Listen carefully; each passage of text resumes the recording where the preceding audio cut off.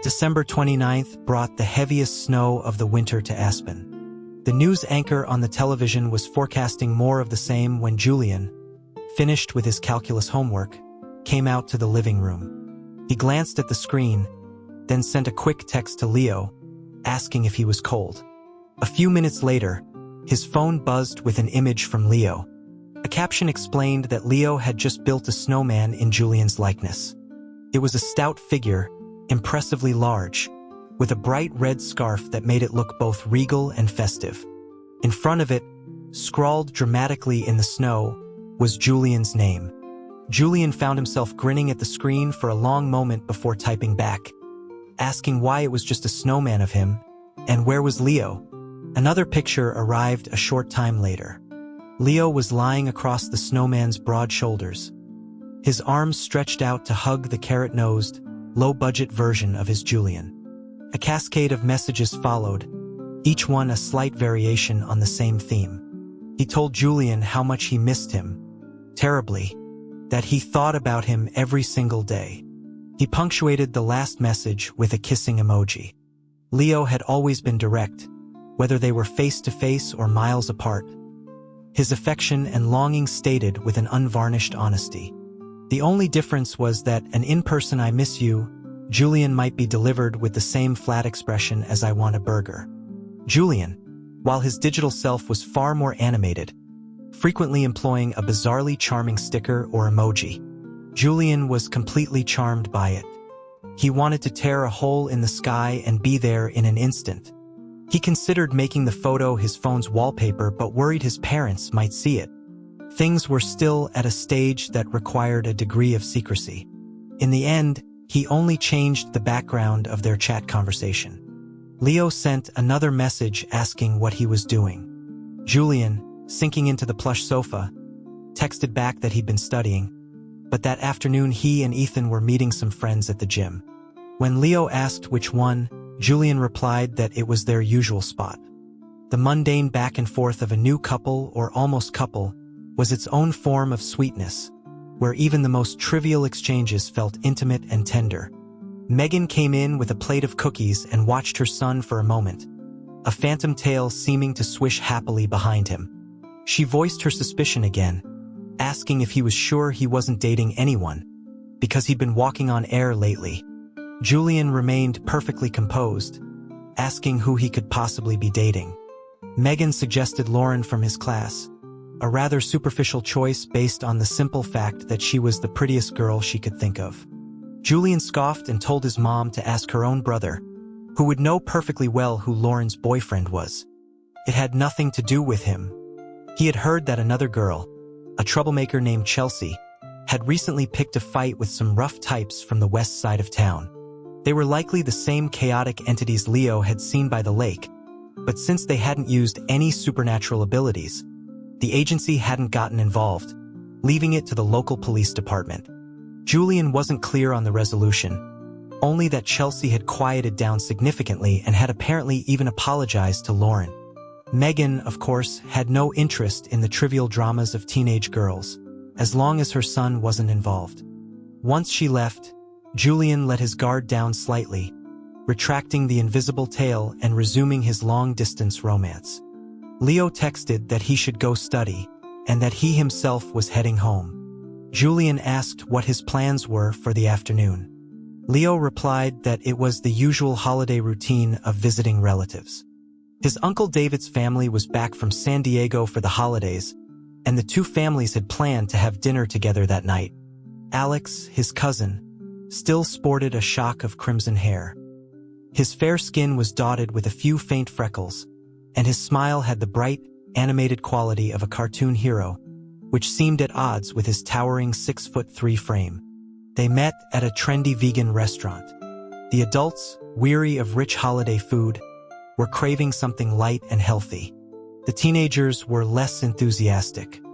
Leo and Alex picked at their food for a few minutes before turning their attention to their phones. Both were excellent students, which gave their video game habit an air of earned leisure. Leo commented without thinking that everyone seemed to have this game, mentioning that he'd seen Julian playing it and that he was ranked incredibly high.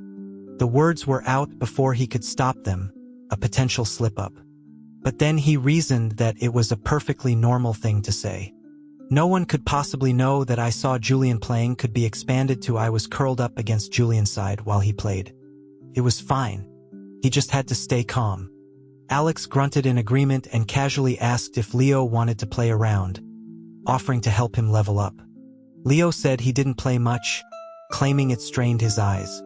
At the next table, his mother, Sarah, overheard and chimed in that he should protect his eyes and not end up like his father, who panicked at the slightest bit of eye fatigue and thought he was seeing monsters. His father's sister, Lucy, looked up, surprised, and asked what she meant about seeing monsters. Sarah, pouring a glass of juice, explained that a while back, in San Diego for a friend's birthday, his father had seen a strange fog over the lake late at night and became convinced it was a beast of some kind. For weeks after, he and Leo had spent their phone calls speculating wildly about it, which had driven her mad. Lucy laughed it off, remarking that Leo had always been a bookworm with a vivid imagination, and that it was wonderful his father was willing to indulge his fantasies. Her own husband, she noted, lacked that kind of patience with Alex. Leo's father, Dr. Adams, offered a non-committal chuckle while catching his son's eye. It was fine, he silently communicated. They didn't understand, but he believed him. He had once thought his own strange sightings were the product of exhaustion or too much drink, but now that his son was having the same experiences, it suggested something unique about their family line. A second sight, some latent power, whatever it was the only logical explanation. Leo subtly raised his glass, and his father met the gesture from across the room. An unspoken bond of shared, outlandish belief passed between them. It gets dark early in Aspen. Before their meal was even finished, the sky outside was black, punctuated by beautiful, festive lights. They twinkled in the bare branches of the trees like warm, glowing lanterns. Squinting made the whole world dissolve into a soft, blurry haze of light. In the restaurant's courtyard, other diners were setting off fireworks, their laughter and excited shouts filling the air. Leo and Alex, neither of them keen to face the bland vegetable dumplings and bland health soup that were coming next, made their excuses and slipped away. They bought a handful of sparklers from a waiter and joined a crowd of children, reclaiming a piece of their childhood. Miles away in San Diego, Ethan searched the entire gym before finding Julian sprawled out on a massage chair, looking like a king on his throne. He told him the ritual of longing was over, and it was time to get up and eat. Julian lazily opened one eye, asking what he meant by a ritual of longing. He beckoned Ethan closer with a crooked finger. Ethan scoffed, asking if Julian thought he was foolish enough to walk willingly into a fight. He then clarified what he'd meant by the ritual. He told Julian that the massage chair Leo had used last time wasn't this one.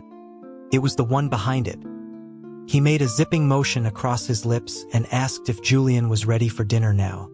Julian considered this for a moment and asked if they were really that obvious. Ethan said that for now they weren't. He tossed Julian his jacket and started walking away, adding that if Julian continued to gaze at the empty massage chair with such a lovesick, tortured expression, it wouldn't be a secret for much longer. Julian told him to shut up, catching up in 2 strides and slinging an arm over his shoulders. He leaned in and whispered for Ethan to be careful, explaining they weren't officially together yet. Ethan wondered aloud what officially together even meant. Were they planning to pick an auspicious date and have their families gather for a formal dinner? Julian cursed at him for being so sharp-tongued. They playfully wrestled their way out of the gym, followed by the laughter of their other friends who were used to their antics. The San Diego winters were mild. A t-shirt under a thick down jacket was enough for a walk at night. The street was lined with burger joints styled to look like old-fashioned diners, all of them doing brisk business. A breeze set 2 large red paper lanterns swaying, filling the street with a festive holiday spirit. And holidays were meant for togetherness. Julian instinctively pulled out his phone, about to text Leo, but just then Ethan turned to talk to another friend, Mike. On some bizarre impulse, Julian quickly, expressionlessly, stuffed his phone back into his pocket. He was not lovesick. He would not be tortured. From the corner of his eye, Ethan caught the motion and was baffled.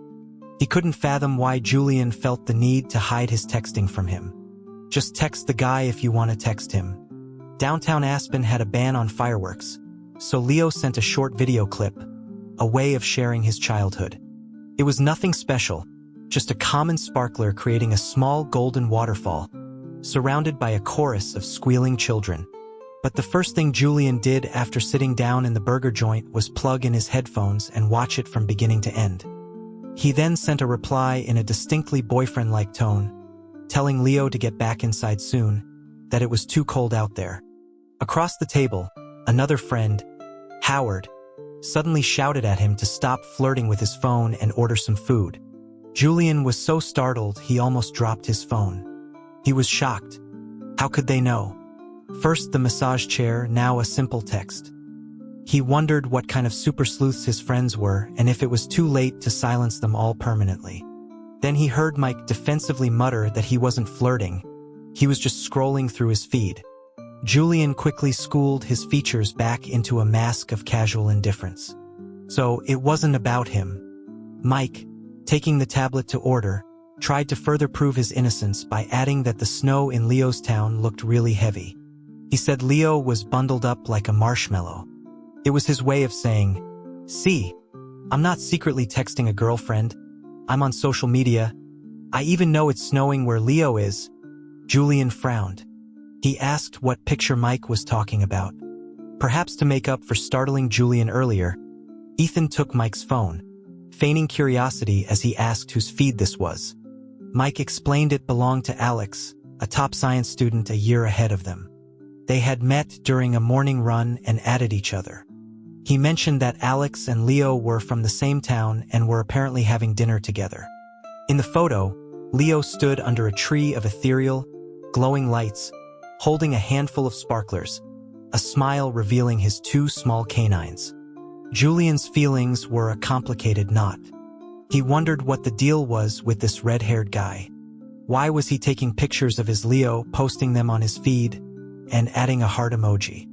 Was he insane? Ethan told Mike to send him the photo. He explained that his godmother adored Leo and he could send it to her and maybe get some holiday money out of it. Mike, suspecting nothing, quickly sent it over. Of course, the photo's final destination was not the godmother, but her son. After saving the picture, Julian typed and deleted several messages in his chat with Leo. He went from asking if he was having dinner with Alex to what he was doing to whether he was home yet. Finally, he erased everything and sent a sticker of a small figure launching a giant heart, one far bigger and more extravagant than a simple emoji. Leo replied instantly. He wrote that he had just finished dinner with his uncle's family and was heading home. He asked if they could call after he showered. He wanted to hear Julian's voice. He typed that he loved Julian so much. So much. Julian typed back a single ellipsis, then another message asking if Leo knew how guilty he sounded right now. Leo replied that it was because Mike had told him Julian saw Alex's post. He followed it with a crying emoji. Julian had no defense against the little animated character holding a bowl to catch its own tears. Seeing it always reminded him of their sweet first kiss, and it extinguished any spark of anger he might have felt. Not that it had been much of a fire to begin with. In the back of the car, Leo was also smiling foolishly at his phone. Once home, he took a quick shower and dove into his bed, which smelled of fresh grapefruit, and made the call. He asked if Julian was home yet. Julian, leaning against the railing on a karaoke bar's balcony, said no, the guys wanted to sing now. He mentioned that it wasn't too cold in San Diego that night. Leo asked if he had been angry. Julian admitted to a little bit. Leo explained that they had only had dinner together, and that Alex's post had 9 photos in it. Julian pointed out that Leo was in 2 of them. Leo paused, trying to remember. He was sure it was only 1. He opened the app again and scrolled through, finally finding the supposed second photo. Alex had probably thought a dish of vegan brisket made from konjac was particularly photogenic and, in taking a picture of it, had caught a sliver of Leo's sleeve. Julian asked why he had gone quiet. Leo replied that he was speechless at how cute Julian was being. Julian's hair was a mess in the wind. The city lights reflected in his eyes. He was smiling, but he adopted a serious tone to lecture Leo, telling him not to let other people take his picture so casually in the future. Leo agreed softly. He changed the subject, telling Julian that he had gone to the store the other day and bought the same body wash Julian used. Julian asked if he meant the grapefruit one, explaining that his mom just bought whatever and that he found it mediocre. He preferred the kind Leo used. Leo, his voice soft and muffled by his comforter, promised to switch back when he returned to San Diego. Julian listened quietly as Leo spoke, hearing about the heavy snow in Aspen, about his neighbors, about what he ate and what he did that day. The small, fragmented details pieced together to form a vivid, complete picture of his life. He could see Leo, holding a teacup, sitting by the floor-to-ceiling window, reading and watching the world outside until his breath fogged the glass. He interrupted him to say that he missed him. Leo paused, his voice taking on a breathy quality. He said he missed him, too. It was a daily ritual for them, the I miss you and the I miss you, too. At 16 or 17, falling for someone for the first time, being separated for the first time, the longing was like a wild rose vine, effortlessly entwining itself around the heart, its delicate thorns and vibrant blossoms a constant, beautiful ache. After hanging up, Julian leaned against a pillar, his mind a chaotic buzz, filled with a single, overriding thought. He had to go to Aspen. Even if he couldn't show himself, even if he could only see him from a distance. He ran back into the private room and pulled his friend Gabe aside. He told him he needed a favor tomorrow. Gabe, ever the loyal subordinate, didn't ask for a reason. He just said it was no problem and asked who they were fighting. Julian smacked the back of his head and clarified that it wasn't a fight. It was a cover. A cover was even less of a problem. Gabe grinned and told his star player to just say the word. He would get it done. Gabe, in his current state of blind admiration for Julian, assumed they were about to embark on some grand, dramatic mission. The actual task was far simpler. Stay in his bedroom and go nowhere. Julian instructed him that if anyone asked, Gabe was to say that Julian was at his house playing video games. Gabe nodded his agreement and asked where Julian was going. Julian answered vaguely that he was heading north to find someone. He didn't know Leo's exact address. So, the next morning he sent a text, feigning casual conversation, asking about Leo's plans for the day. Leo sent back a voice memo, his voice drowsy and thick with sleep. He said he had no plans and wasn't even out of bed yet. Later, he'd go to his uncle's house where his grandparents would be, and they would all go out for a New Year's Eve dinner together. Just as Julian was typing a reply, another message came through from Leo. He said that after lunch, he would probably have to take a group of his younger cousins to the mall to buy toys, so the adults could play mahjong in peace. He then asked about Julian's plans. Julian replied that a herd of relatives was descending on his house in the Crestwood Hills, and that they wouldn't move back to the apartment until school started. He did a quick map search. There was only one major shopping mall in Aspen, which conveniently saved him the trouble of trying to subtly ask for an address. So, during lunch, Julian mentioned as casually as he could to his mother that he and a few friends were going to hang out for a bit that afternoon, for maybe 3 hours or so. Megan was immediately skeptical, asking where he was really going to play video games. She admonished him for running around on New Year's Eve when he should be at home. Julian promised he would be back on time, pointing out that dinner wasn't until 6. He then turned to his father and asked if it was okay. His father, Julian Sr., had always been indulgent and readily agreed, saying of course it was fine, as long as he was back by 6. Megan shot her husband a look of exasperation. Gabe, on his first mission assisting the Great Thunderbird, was thrilled, even if the mission itself was essentially to do nothing. He was waiting at the end of the alley when Julian arrived. He assured Julian that even though his house was full of people, his bedroom door had a lock. Julian told him he'd be back by 5. They walked through the front yard together as a bell from the old town square chimed 2 in the afternoon. 3 hours was more than enough time for a Thunderbird to make a round trip to Aspen. Gabe stood by his desk, respectfully watching as a crackle of black lightning shot out his window. He thought to himself that his friend was truly intense, sneaking out on New Year's Eve for what must be some incredibly important business. The vortex of black energy tore a spectacular rift through the clouds, moving forward with a singular, fiery purpose. He knew he couldn't do much, but he was stubbornly determined to go to that snow-covered city. 1,000 miles or even further, it didn't matter, as long as he could get one glimpse of the person he loved. Just one glimpse.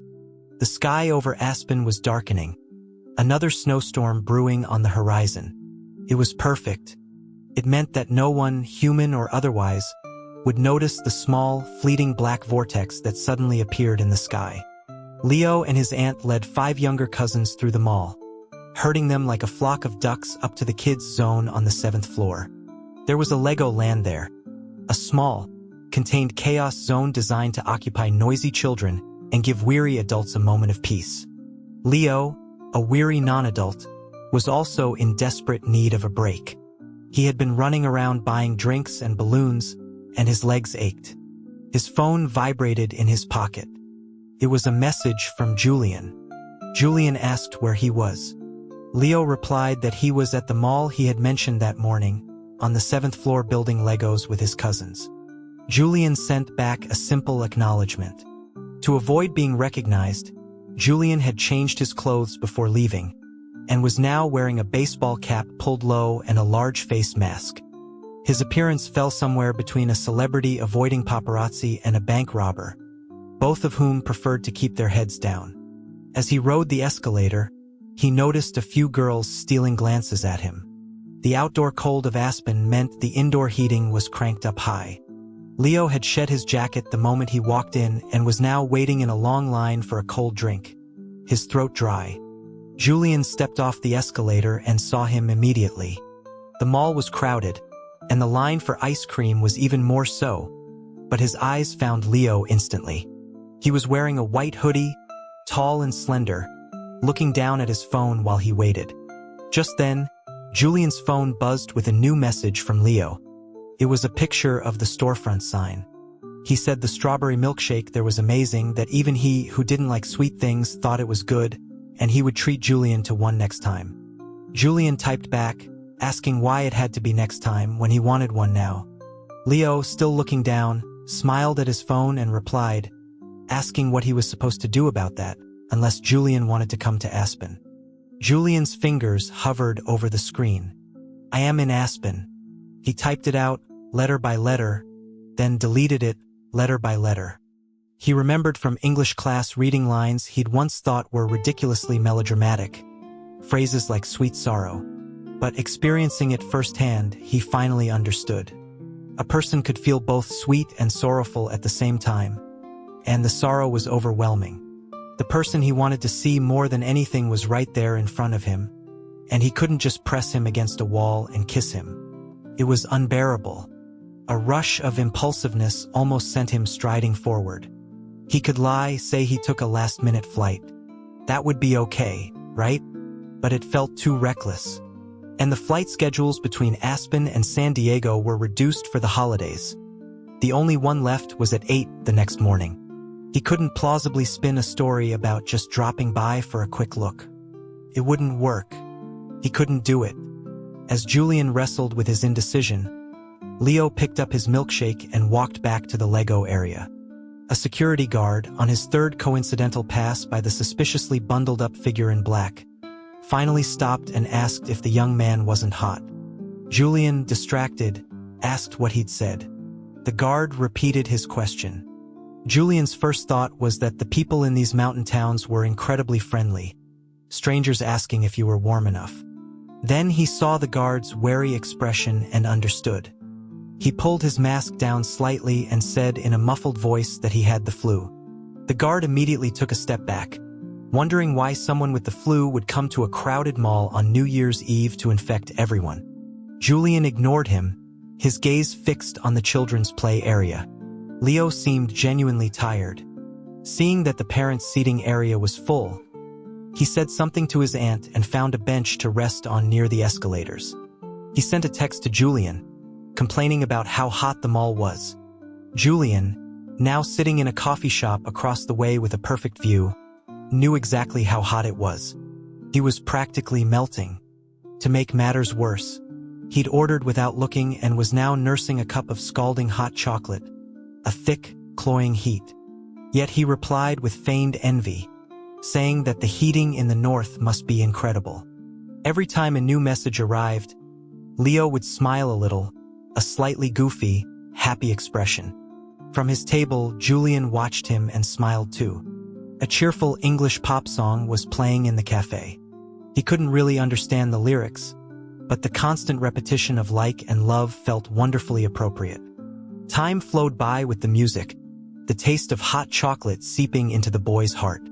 At 5 o'clock, a pleasant voice over the mall's intercom announced that they would be closing early for New Year's Eve, at 6 p.m. Leo tossed his empty cup into a trash can and looked like he was about to leave. In the coffee shop, Julian felt another wave of sweet sorrow. He paid his bill, thinking he should probably head back to San Diego himself. But then, out of the corner of his eye, he saw several mall employees in bulky mascot costumes walking in a line, their waddling gait comical. An idea sparked in his mind. Without a second thought, he ran out and stopped one of them, a giant bear. He asked the guy if he could help him with something. The person in the bear suit struggled to pull off the heavy headpiece. It wasn't a guy, it was a woman. But that didn't matter. She asked what he needed help with. A few minutes later, the bear mascot, who should have been off duty, reappeared on the sales floor, a stack of flyers in its paws, energetically running around. Leo was leading his cousins down the escalator, his head throbbing from the noise, his only thought to get to the parking garage as quickly as possible.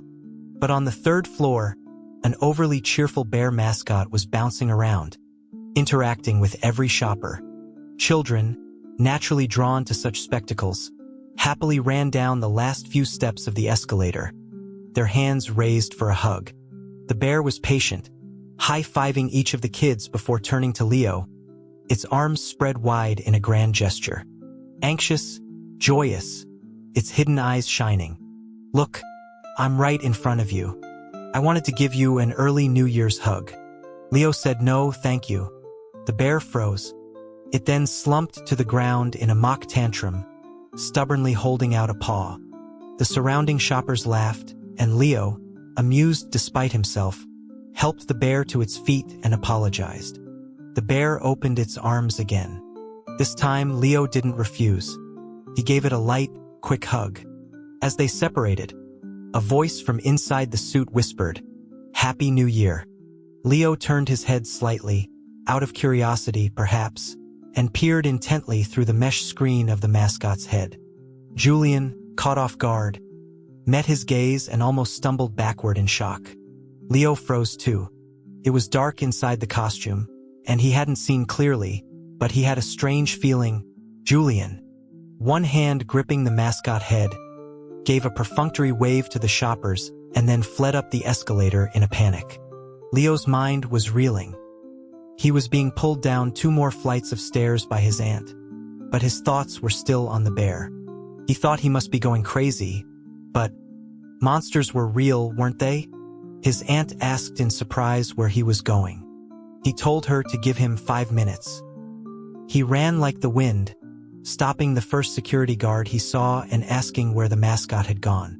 The guard, just returning from his rounds on another floor, didn't know which one he meant and gestured vaguely upwards. He said they were probably getting off shift and would be in the employee break room on the 7th floor. The mall's closing music was now playing. All the shoppers were heading down, except for one boy with a wildly beating heart, clinging to a fantastical, insane idea, sprinting up the stairs against the flow. In the 7th floor locker room, Julian returned the costume to the woman. He thanked her. She smiled and asked if he'd gotten to hug the person he liked. He said he had. She wished him a happy new year and told him she was heading home. As she and her coworker were carrying the costume pieces towards the service elevator, they saw a teenage boy running towards them, breathless and anxious, looking for someone. He stopped dead in his tracks when he saw the costume head in her arms. She thought to herself with some surprise, "Oh, so it was a boy." Leo stood frozen, watching blankly as the employees disappeared into the service elevator. He didn't approach them to ask, just stood there, feeling a wave of confusion and disappointment. He fiddled with his phone distractedly until another security guard came to hurry him along, telling him they were closing. Leo apologized and said he was leaving right away. Security was always tighter on New Year's Eve. So even though the boy didn't look like a thief, the guard dutifully escorted him down to the third-level basement parking garage. Julian had been leaning against a wall in the hallway outside the employee lounge, watching the elevator display. He watched the number change from 7 to 1, finally stopping at -3. He let out a quiet sigh of relief. To avoid raising suspicion on the security cameras, Julian didn't use his powers to leave directly from the mall. He waited until he was sure Leo's car had left the garage. Then, with his hat and mask back in place, he hurried out of the building. Back in San Diego, Gabe was anxiously watching the clock. It was 5:01. Why wasn't Julian back? He said 5 o'clock, 5:02, 5:03. At 5:03 and 50 seconds, Gabe decided he had to do something to rescue his friend. He shot up from his chair, but before he could figure out a plan, a swirl of black lightning materialized outside the window. Julian collapsed onto the bed, his hair damp with sweat, his heart still racing from the near miss. Gabe observed him carefully for a minute. He asked in an odd voice if Julian had been fighting a monster. Julian wasn't in the mood to explain, nor did he know how. He just grunted in affirmation. Gabe slammed his hand on the desk, exhilarated. He knew it. His friend was a legend. His phone buzzed, making Julian jump. Gabe patted his back comfortingly and handed him an expensive bottle of juice, treating him like the returning hero he was. It was his mother on the phone, telling him to hurry home. Julian said he was on his way. He washed his face, and before leaving, tossed Gabe a supernatural coin, thanking him. Gabe tried to refuse the money. Julian insisted it was payment. Payment? Gabe clutched the gleaming coin, his heart pounding with excitement. Was this his salary from the agency? Did this mean he was now an operative who had participated in a major mission? Julian made it back to his house just before 6. The living room was filled with relatives. He dutifully greeted everyone before escaping to his room to change and find some peace. A message from Leo had just arrived. He didn't mention the afternoon's events, just sent a picture of an empty dinner table. He complained that he was starving, and that the restaurant was taking forever to even bring out the appetizers. Julian replied that his family hadn't started eating either, and that the house was chaotic with relatives. They chatted back and forth as they always did, about trivial, everyday things, as if nothing had happened. Or perhaps Leo had, for a fleeting moment, suspected something, but the idea was so wild, so audacious, that he didn't dare pursue it. And so, he pretended nothing had happened. He gently tapped the on-screen icon of his soon-to-be boyfriend and smiled softly. Happy New Year's Eve, Julian. The New Year's Eve special on TV was as predictably cheerful and dull as ever, but it was just background noise for the family's chatter. Julian was curled up in an armchair, scrolling through social media and sending funny posts to Leo, adding his own flirtatious comments. One message he accidentally sent to Ethan, who was in the middle of a game at home when his phone lit up with a string of kissing emojis from Julian. Ethan texted back that he was being ridiculous. Julian, mortified, immediately deleted the message. Still paranoid, he called Ethan and asked if he had taken a screenshot. Ethan's tone was weary. He assured Julian that he wasn't secretly in love with him and had no reason to screenshot his embarrassing texts. The conversation ended awkwardly. Meanwhile, Leo, after pretending to help his mother make Christmas cookies, slipped back to his room to call his future boyfriend.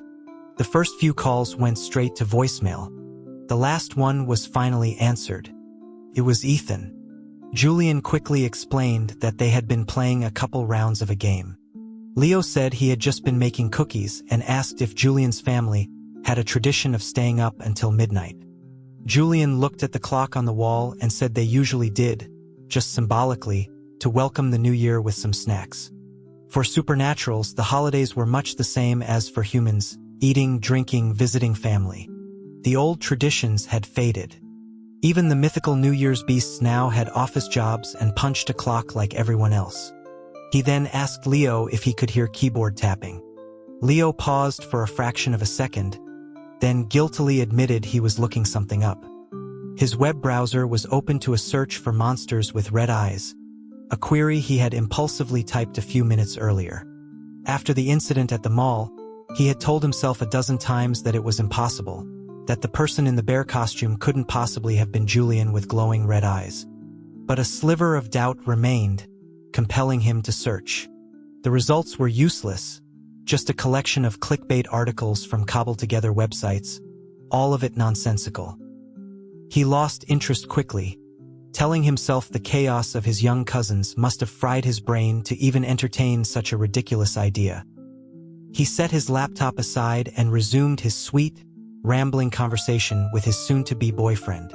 They talked from 11 until just after midnight, exchanging the first Happy New Year before reluctantly hanging up.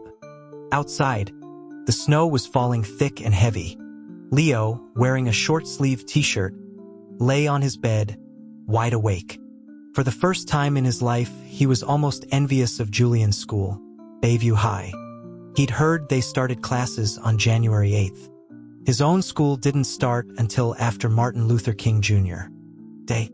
He didn't need such a long vacation. The studious, lovesick boy silently screamed into his pillow. "I need to go back to school."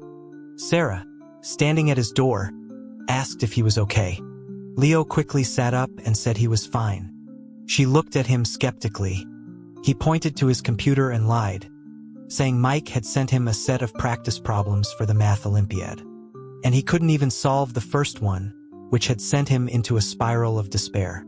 Sarah laughed and told him to come downstairs for some dessert, that the math problems could wait until tomorrow. Leo agreed. As he stood, he hesitated for a moment before closing the browser tab on monsters with red eyes.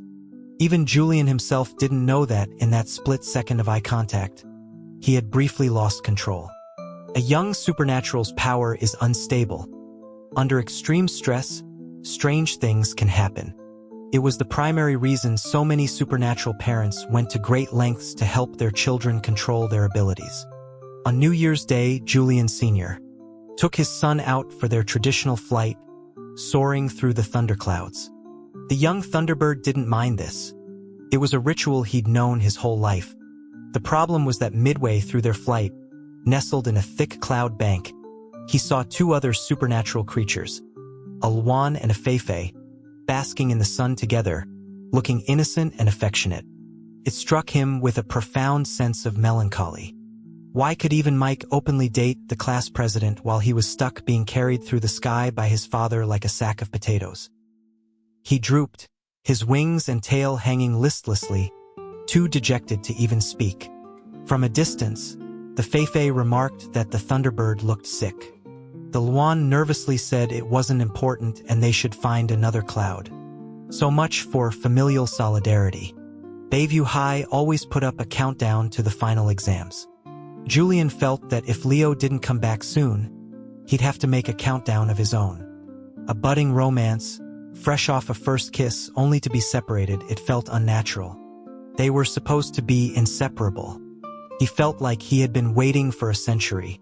He checked his phone. It was only January 8th. The 15th of the month finally arrived. That night, Julian ate his red velvet cake with unusual gusto. Even Megan was surprised, commenting that she thought he didn't like red velvet and that she was having the housekeeper make him a chocolate one. He insisted that he loved it, polishing off his slice and even licking the plate. Red was good. Red was a great color. Red was the color of passion. After dessert, he asked when they were moving back to the apartment. Megan told him there was no rush, he just needed to pack a suitcase. Their apartment was at the Shoreline Lofts. She said they could move the day after tomorrow, since school didn't start for 3 days.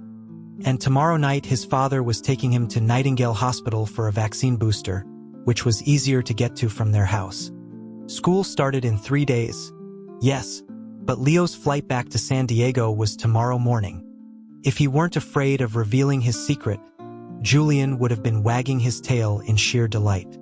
It didn't matter if they moved back later, as long as he could pick Leo up from the airport. Apartment 1302 would be paradise again, and he could get the shot at the hospital and be back in time. But a few moments later, a message from Leo arrived with a crying emoji. He said that his cousin Alex was on the same flight. He had only just found out, because Alex didn't have to go back to his school early. Alex's father had already returned to San Diego a week ago and was going to pick them both up from the airport. Julian's phone started buzzing with a frantic stream of messages from Leo. He asked why Julian wasn't responding. He asked if he was angry.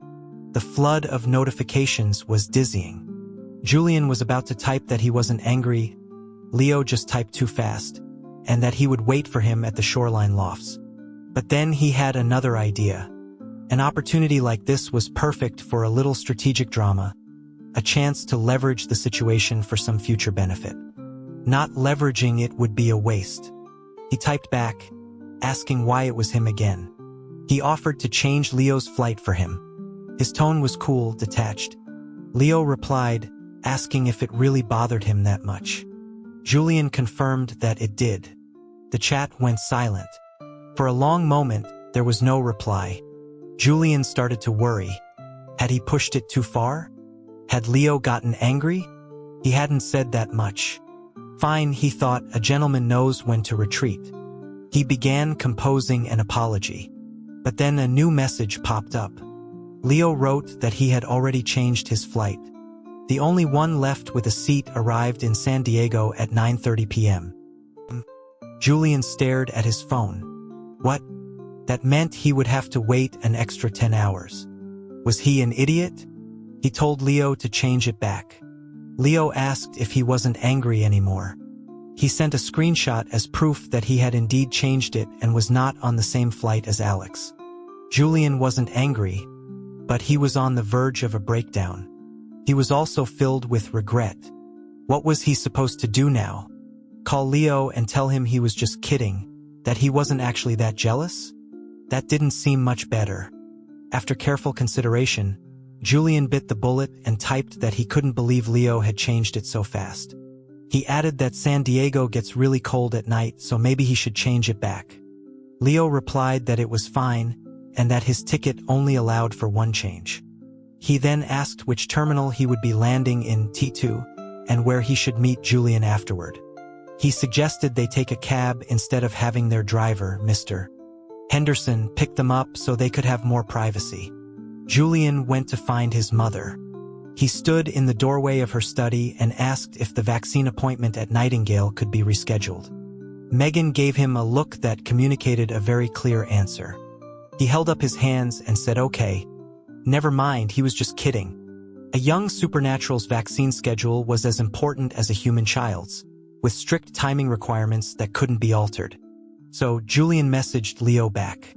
He told him he might not be able to pick him up from the airport tomorrow night, as his dad was taking him to the hospital to visit a relative.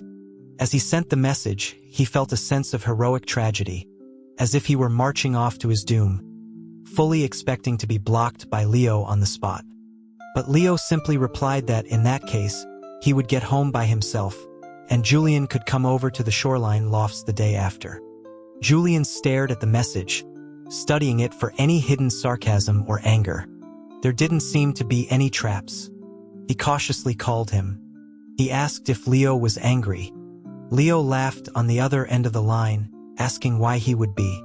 Julian pointed out that he had made him change his flight and now couldn't even pick him up.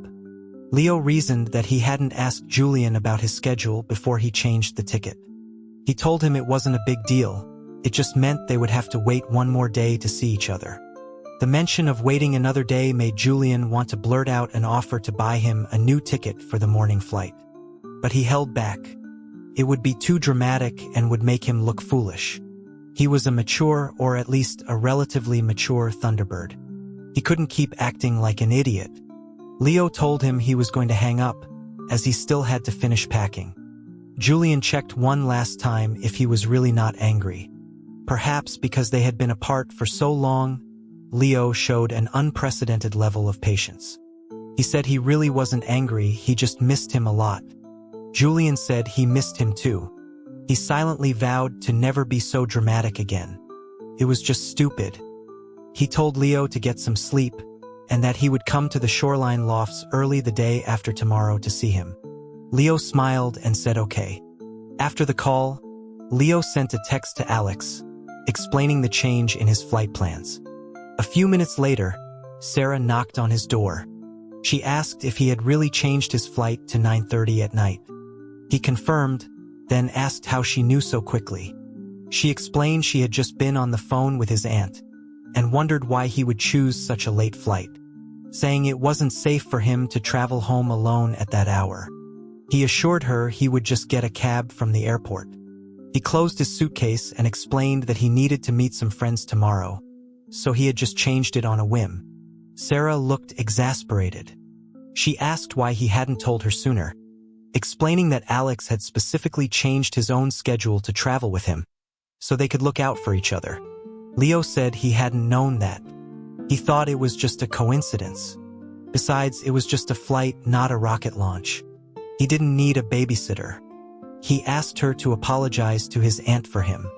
Sarah started folding the clothes on his bed, reminding him that with his parents away from San Diego for the semester, he was in the care of his uncle's family. She said Alex was a great kid with a good temper, and that Leo should make an effort to hang out with him more often, instead of staying home studying all the time. Leo rejected the idea immediately, pointing out that Alex was a senior and had no time to hang out with him. He also defended himself, saying he didn't just study all day. He went out frequently. Sarah asked if he went out with Julian. He confirmed it without hesitation. He was calm, not guilty at all. She then suggested she could ask Alex if he could change his ticket again to match Leo's. Leo replied that if he were a girl, he'd suspect she had ulterior motives concerning Alex. Sarah retorted that if he were a girl, she'd be perfectly fine with that. Leo was speechless. He told her to just go watch TV. She tried one more time, but seeing her son was adamant, she gave up. Back in the living room, Dr. Adams was flipping through channels. He told his wife that their son was almost an adult, and she shouldn't worry so much about him taking a flight alone. Sarah said it wasn't about the flight. She just wanted him and Alex to build a better relationship and spend more time together. Her frustration rising, she added that she didn't want him to end up glued to his desk all day, like his father, until he started having delusional visions. Her husband quickly put down the remote and said nothing more. Fortunately, the weather in Aspen was clear the next day. The snow had stopped in the evening, so there were no flight cancellations to tragically delay the reunion of the fledgling couple. Megan had arranged for their driver, Mr. Henderson, to pick Leo up from the airport, a fact that pleased Julian. He called Leo and commented that he thought his mom really liked him. He then asked if Leo's mom liked him too. Leo, choosing to omit his mother's enthusiastic promotion of Alex, simply confirmed that she did. He told Julian he was about to take off, and asked when Julian was going to the hospital. Julian, standing by the window, said around 9, he was still waiting for his dad to get home. He told Leo to take some motion sickness pills if he needed them, and that he would be waiting for his landing confirmation. That one simple instruction sent a fresh wave of longing through Leo, and his nose tingled. He never used the blankets on airplanes. He was wrapped in the same Phoenix Fire patterned blanket from before, his head turned to watch the flashing lights of the runway outside his window. He suddenly thought that being a supernatural creature must be wonderful. They certainly wouldn't have to take airplanes or wait for air traffic control or endure long separations. They could just appear in the arms of the person they loved in an instant. That's how it always happened on TV. Anyway, The plane roared as it broke through the clouds. At around 8 that evening, the great Thunderbird also picked up his son and, with a crackle of lightning, transported them to Nightingale Hospital. Getting a vaccine was a tedious affair. There were always a few young supernaturals who were afraid of needles and would start wailing before they even got to the front of the line, making everyone anxious. The nurses were endlessly patient, insisting on calming each one down before proceeding, which dragged the process out indefinitely. Julien Senior glanced at his impassive son and asked if he was okay. The young Thunderbird gave a haughty grunt of affirmation, letting sparks of blue electricity crackle in the air around him. He was fine, he implied, but if the crying continued, the others might not be. A lanky nurse, a serpent-grass demon, had been watching them and came over to intervene. She asked Julien Sr. to please control his child. The father, one wing protectively around his son, asked with genuine confusion what was wrong with his child. He was being perfectly well-behaved. The nurse was taken aback. She silently pointed to the popping and fizzing electricity that would surely singe any other young creature that came too close. This, she was asking, was his definition of well-behaved? The father remained perplexed. He couldn't understand why, with so many screaming, biting, and thrashing creatures around, she was singling out his son. What was wrong with him releasing a little electricity? Was there a rule against Thunderbirds using their innate abilities?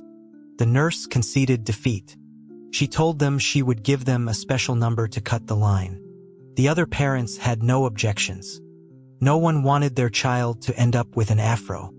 The line-jumping Thunderbird offspring lay on the examination table and stared at the thick, long needle with a degree of shock. On the surface, however, he remained cool and disdainful, clenching his jaw as the shot was administered. The nurse gently pressed a cotton ball to his arm and asked if it hurt. The young Thunderbird, scowling, replied that it didn't. The nurse was so surprised that she pulled his father aside and tactfully asked if his son might have a problem with his pain receptors. His father understood perfectly. He lowered his voice and explained that his pain receptors were fine, he was just proud. He told her to listen closely. She could hear the tremble in his voice. The Thunderbird, who insisted he wasn't in pain, was so dizzy from it that he was practically unconscious when his father brought him back to their house. Megan met them at the door and took her son in her arms, asking why he was asleep.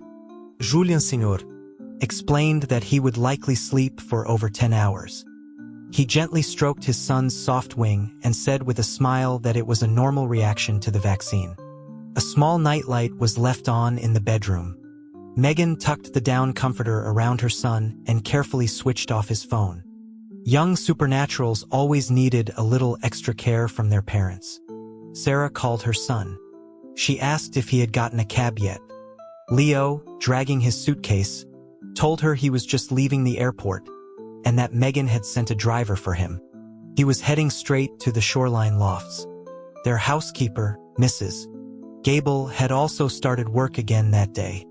She had a pot of light, fragrant soup simmering on the stove and had tidied the apartment immaculately. Back in his familiar bedroom, the first thing Leo did was call his future boyfriend. The phone went straight to voicemail, but that was no problem. A top student knows how to adapt. He boldly called his future boyfriend's mother instead. He politely told her he was home and thanked her for sending Mr. Henderson to pick him up.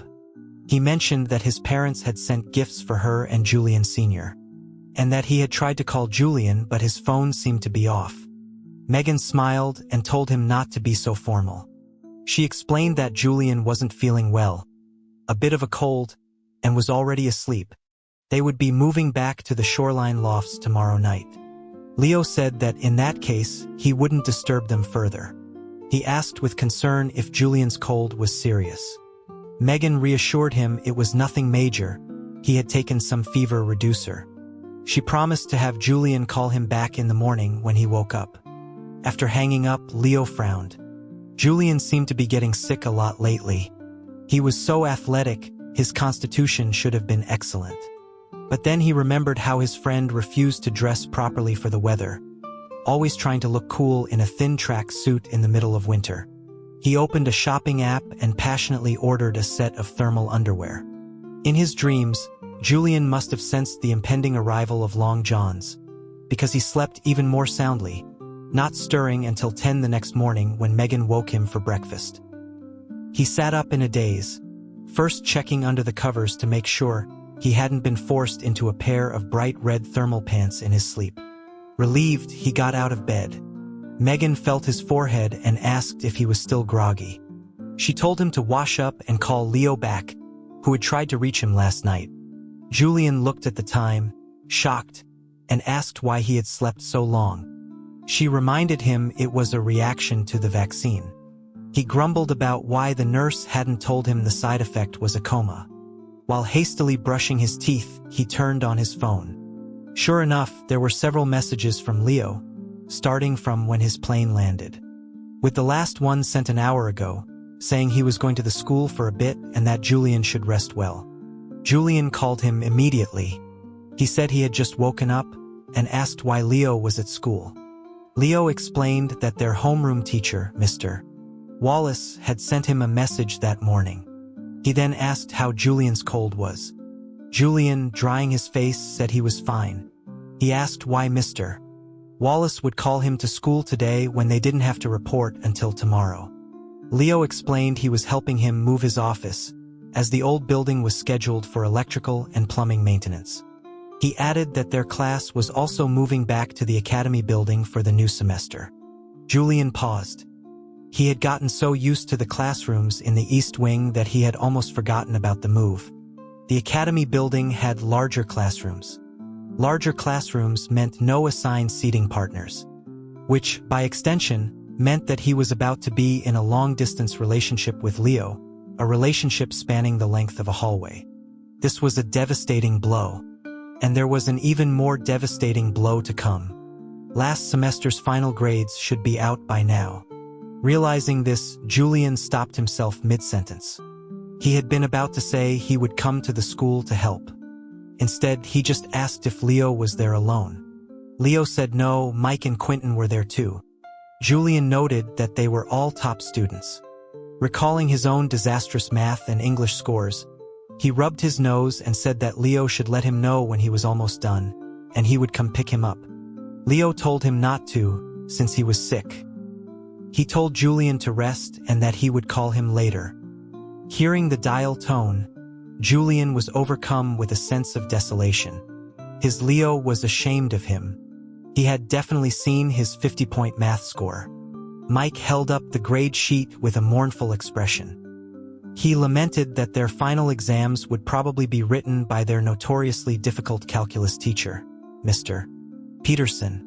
Quentin, looking personally victimized, said Mike had scored a 128 and still wasn't satisfied. He pointed out that in all the humanities tracks, only Leo could compete with him. He gestured to his own score, which was barely passing. Leo asked with precision why Quentin called Mike sir but called him by his first name. Mike snorted with laughter. Quentin asked if that was really the most important thing right now, and why weren't they consoling him for his near-failing grade. Leo snatched the grade sheet from him, saying there was nothing to console. His boyfriend, who had scored a 38, was the one who needed consoling. The top spot in the grade once again belonged to Leo, with a total score of 660, 3 points higher than Mike, and 300 points higher than Julian. The comparison was brutal. Mr.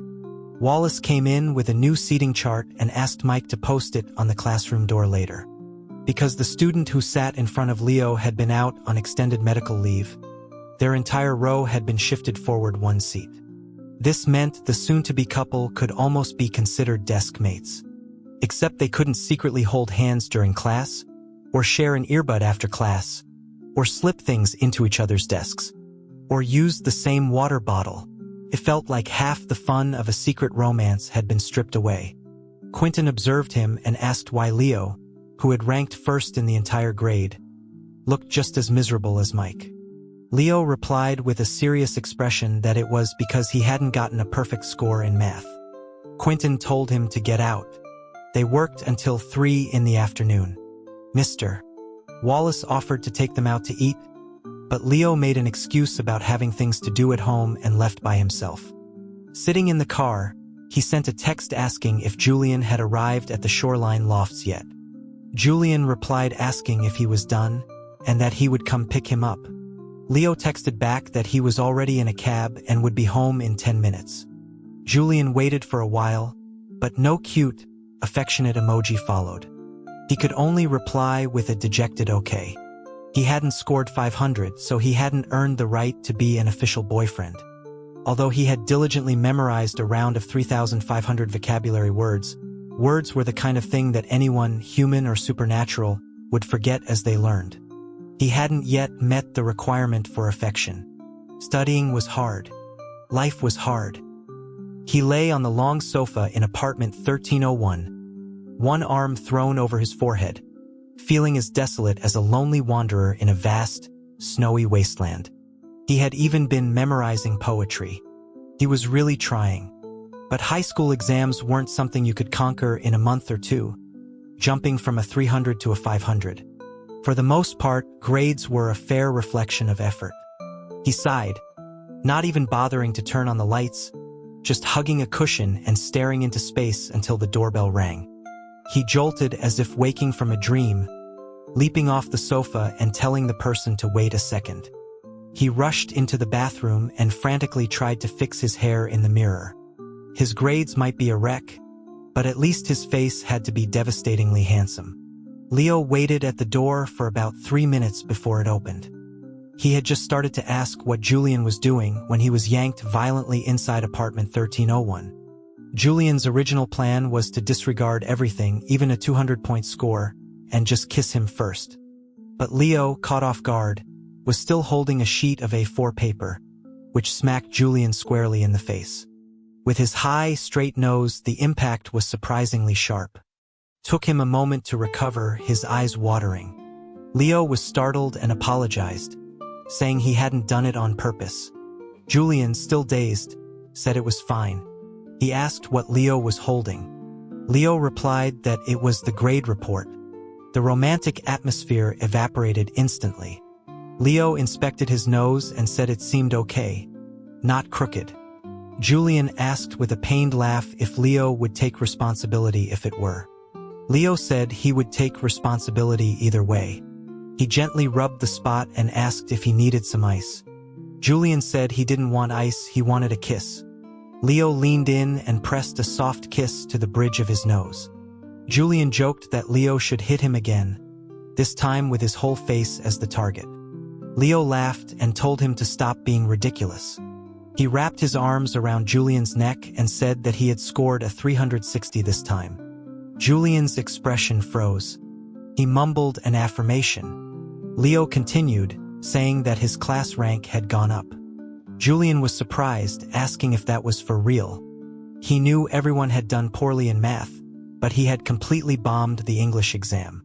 He couldn't see how his rank could have improved. Leo admitted that it hadn't, not if you counted the English score. Julian didn't understand, asking what kind of ranking didn't include English. Was this some new, compassionate grading system? Leo declared that it was his ranking, and that was all that mattered. He told Julian not to argue. Julian was taken aback by his sudden ferocity. But Leo felt he was being perfectly reasonable. Julian had been sick during the English exam, so it wasn't a true reflection of his ability. Removing an anomalous score when calculating rank was standard practice, wasn't it? He had even used Mr. Wallace's computer to generate a new ranking list without the English scores, just to confirm that his future boyfriend had indeed moved up. Therefore, he deserved a reward. It was only logical. Julian was touched. He thought that Leo was really going to great lengths just to have an excuse to kiss him. It was intoxicating. It made him feel incredibly smug. Sunlight streamed through the window, illuminating the two teenagers in the first blush of love. After a long, or at least what felt like a long vacation for the young couple, this kiss felt especially precious and tentative. Julian nibbled at Leo's lip and murmured that he had missed him so much. Leo hummed in agreement, his hand cupping Julian's cheek, his eyelashes fluttering. He said he missed him, too. They held each other, kissing earnestly, then rested their foreheads together, looking at each other and laughing a little foolishly. It was a sweet, innocent, 16-year-old kind of moment. The sofa in 1301 was large. Leo straddled Julian's lap, burying his head in the crook of his neck, savoring the quiet afternoon. He felt relaxed and content, like a child who had just been given a giant, soft teddy bear. A bear. The memory of the mall surfaced, and he turned his head slightly. He told Julian that when he was out shopping over the holiday, he had encountered a mascot bear handing out flyers. Julian, who had been playfully kneading the back of his neck, paused. He asked what happened next. Leo said that he had thought it was him. Julian replied that was impossible. But Leo insisted it had really felt like him, asking again if he was sure it wasn't him. Julian said it wasn't. Leo wondered why Julian was being so calm about it. He expected him to tease him, to say his imagination was running wild or that he was hallucinating from missing him too much. Julian told him not to assume he was always so harsh. He leaned over and kissed his cheek, pointing out that Leo was the one who was always teasing him, and he was just the recipient of the attacks. Leo considered this and conceded that it was probably true. He hugged his giant teddy bear again and said in a soft, drowsy voice that if it wasn't him, then it wasn't him. And even if it had been, it wouldn't have mattered. He liked him either way. The affectionate, clingy version of Leo had a short shelf life, limited to the day he returned from vacation. The next morning, when Julian went to 1302 to walk to school with him, he was met not with another kiss, but with a soul-crushing question. Had he finished memorizing the 3,500 vocabulary words? Julian mumbled that he was more or less done. Leo then asked him for the definition of trial. The cold, hard words slapped him in the face. Julian tried to defend himself, insisting he had really studied, but he had also really forgotten. He couldn't remember what trial meant. Tail? Training? Neither sounded right. While he was struggling, Leo had already changed his clothes and picked up a shopping bag from the floor. He handed it to him. Julian took it, asking if it was a New Year's gift. Leo, sitting on the edge of his desk, said it wasn't. He had just bought it yesterday. He ordered him to open it now. It was just like Leo, even his gift-giving was imperious and demanding. Not that Julian had any intention of refusing. He happily opened the box and saw a set of thick, fleece-lined, self-heating thermal underwear. Leo suggested that Mrs. Gable had already washed and dried them, and that he could wear them now. Julian demurred politely. He felt he could probably postpone wearing them for another 80 years. But Leo insisted that it was freezing outside and that he couldn't go out so lightly dressed, especially since he had just gotten over a cold. His tone was firm. He added that he had bought it with his holiday money. Julian wondered why he hadn't used his precious holiday money on something else. His expression was pained as he lifted the lid of the box in cinematic slow motion, still trying to argue. He said he really wasn't cold, that his cold was a heat-related cold, and then he saw the color. Why was it bright red? He was sure he had only dreamed it. Did it have to become a reality today? Even Leo was taken aback by the blindingly vibrant color. He pulled out his phone and messaged the seller, who was very polite and said the warehouse must have sent the wrong item. They offered a full refund and a discount coupon, even though it had been washed. Just then, a gust of wind howled past the window. Leo made a swift decision. He told the seller thanks, but they would keep it. Julian's heart soared. He asked if that meant he didn't have to wear it. Leo overruled him, saying it would be under his clothes. No one would see it. Julian protested that he would be under psychological distress. He held up the red long johns with a miserable expression. Besides, he argued Leo would know and he was a person. He wouldn't wear them. Leo replied without thinking that he thought Julian would look incredibly handsome in red long johns. Julian asked if he honestly thought that was a reasonable statement. Leo, ever the master of making the unreasonable reasonable, said with a straight face that he loved the version of Julian who wore thermal underwear. Julian was horrified. He threw the red long johns down and tried to make a run for it, but Leo grabbed him by the collar and pulled him back. It was a case of forced affection from the domineering top student. They were about the same height, and while Julian was a powerful supernatural creature, he couldn't very well use his powers on Leo. So he ended up being half coerced onto the floor, where he surrendered with a look of utter defeat. He begged Leo to at least talk things out before trying to pull his pants off. Leo quickly retracted his hands and explained calmly that his intentions were pure. He was just trying to help him put on the thermal pants. He hadn't thought it through. Julian pushed himself up, noticing Leo's bright red ears. He wasn't sure whether to be smug and kiss him, or to continue mourning the fate of the red long johns. The closet in 1301 was full of thick sweaters, thanks to his mother's shopping habits. But this was different. This hideous thing was bought with Leo's own money. It had a different meaning. In the end, he decided to suffer for love. He agreed on the condition that he wouldn't have to wear the top. It was just too red. His jacket might not cover it, and a flash of red at his cuff would be social suicide. Leo, still mortified by his own actions, was in a rather compromised position. He meekly agreed. Julian took the shopping bag into the bathroom. He couldn't bear to look at himself in the mirror, so he closed his eyes and quickly pulled on the pants, feeling like a thief caught shoplifting. He came out and asked if Leo wanted to inspect his work. The blush that had just faded from Leo's ears returned with a vengeance.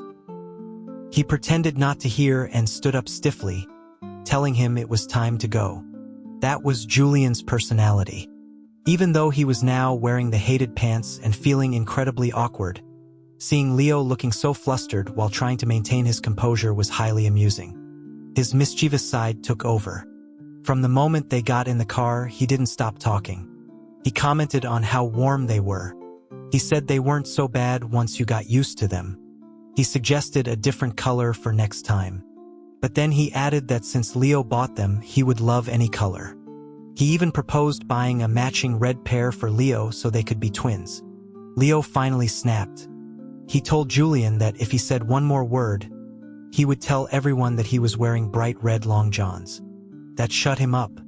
The classroom of their new homeroom was a chaotic mess of students moving books and desks. Ethan had gotten a shorter haircut, which made him look even more sharp and clean-cut. Leo, along with a few girls, found himself looking at him for an extra second. Julian immediately protested, complaining that he was working hard moving boxes for Leo, and Leo wasn't allowed to look at other people. Leo took the books from him and told him not to be ridiculous. He said he was just looking at the funny bandage on Ethan's forehead. Julian said that wasn't allowed either. He scanned the classroom, trying to find someone unattractive enough to be a safe object of Leo's gaze. After a long pause, he gave up and declared that Leo wasn't allowed to look at anyone at all. Gabe came over and asked what they weren't allowed to look at. Julian told him he wasn't allowed to look at him because his jacket was an assault on the eyes. He grabbed his friend in a headlock, completely ignoring the fact that he himself was wearing bright red long johns, and proceeded to critique Gabe's red jacket. Gabe laughed and said it was just leftover holiday spirit. Red was festive. He pointed out that Leo was also wearing a red scarf and asked why Julian wasn't making fun of him. It was a bold move, openly trying to stir up trouble between his two leaders. Predictably, he was wrestled onto a desk for his insolence. The two of them then tumbled out of the classroom, nearly colliding with Mr. Wallace. The teacher quickly shifted his mug to his other hand and told them to be careful. Leo appeared at the classroom door just in time, calling out to the teacher and diverting his attention. Julian and Gabe seized the opportunity to escape down the stairs to buy drinks, returning through the back door only when they were sure Mr. Wallace had forgotten the incident. It was the first day back, mostly just for registration and moving classrooms, so the mood was relaxed. Howard tried to organize an outing, but most people declined. They were all overfed and exhausted from the holidays and had no desire for more karaoke or barbecues. Even Ethan said he was going home to sleep. Howard then turned to Julian and asked what his and Leo's plans were. Julian, pleased with being addressed as a pair, said they also had things to do. After sending Howard on his way, he sent a text to Leo. He asked if he had plans for the afternoon and offered to take him out to eat. Leo replied almost instantly. He said that as much as he would love to go out with him, school was starting, and maybe he should focus. He attached a blurry photo of the ranking chart posted at the back of the classroom. No 500, no dating. And this time, he hadn't even broken 400. Julian sent back a simple O. Leo glanced over at Julian and thought that his dejected, harmless look was incredibly cute. But they still couldn't date. Studying was more important. Julian had dropped back into the 300s. While it was partly due to the difficult math test and being sick for the English exam, the underlying cause was a weak foundation. Leo had already prepared a complete review outline for him over the break. If he followed it, he should be able to consistently score around 450 on regular tests. On the way home from school, after Leo had explained his plan, Julian's first reaction was to ask why the target was 450. He thought the condition for dating was 500. He asked if Leo was lowering the standard for him because he couldn't wait either. Leo was speechless, impressed by Julian's ability to connect everything back to dating. He remained silent for a long time. In the silence, Julian began to feel guilty. He quickly corrected himself, saying he understood. 450 was because his foundation was weak, it had nothing to do with dating. The hard requirement of 500 had not been lowered. Leo was amused and exasperated. He nudged him with his elbow and asked if, assuming the first monthly exam wasn't ridiculously hard, he could get a 450. The first exam was usually in the third week of school. Julian thought about it. He had studied diligently over the break. If the test wasn't hard and he still scored in the 300s, it would be an insult to his intelligence. He confidently promised that he could. Leo kicked a small pebble on the sidewalk and said okay. Julian took the opportunity to make a request. He asked if, when he got a 450, Leo would go see a movie with him. Leo readily agreed. He was always reasonable about these things. As long as the grades were met, a kiss or a date was fine. Before Julian could get too excited, Leo added a follow-up question. What if he didn't get a 450? Julian's mind raced with fantasies of being punished with 100 non-stop kisses. But of course, that was impossible. He virtuously said he would accept whatever Leo decided. Leo looked at his flippant expression and said calmly that they would have monthly exams all semester. If he kept ranking at the bottom, they should just forget about dating. Julian was completely caught off guard. He protested loudly. Leo asked why not if he couldn't even get a 450. Julian argued that it had nothing to do with test scores, that Leo only liked good-looking guys. Leo retorted that he had changed. He couldn't be so shallow anymore. Now he liked guys who were both good-looking and smart. He threatened to take the grade ranking and start screening for qualified candidates tomorrow. Julian was furious. He reminded him that they had already kissed. Leo shot back, asking if a kiss meant he was responsible for him for life. He wasn't living in the 19th century. Just then, they turned onto a quiet side street, deserted in the winter afternoon. Julian grabbed Leo's arm, pulled him into an alley, and pressed him against the wall, one hand slamming against the brick next to his ear. His voice was tight with frustration. He told him to never joke about that again. Leo's reply was quick and light. He said okay. But it was too quick, too thoughtless to be believable. Julian couldn't find a flaw in it, though. He couldn't very well tell him to think about it more carefully before answering. He let him go, licking the tip of a sharp canine tooth in frustration. It was like punching a pillow. It didn't hurt, but it was deeply unsatisfying. Leo, however, was self-aware. He asked if his apology had been too quick. He explained that since Julian had clearly stated he didn't like it, There was no reason to continue. It was just like the flight back to San Diego. He had changed it quickly then, too. As long as it wasn't a matter of principle, he was willing to accommodate his boyfriend, or soon-to-be boyfriend, to make him happy. He then added that Julian still needed to study hard. Julian couldn't help but laugh, his anger dissipating. He looked at Leo's innocent face, his heart feeling like it had been scratched by a kitten's paw. A tiny, stinging, itchy sensation that was both painful and pleasant. He cupped Leo's face and kissed him fiercely, without. He said that if he didn't get a 450, he would eat the test paper. Leo had never experienced such a rough, tooth-clashing kiss.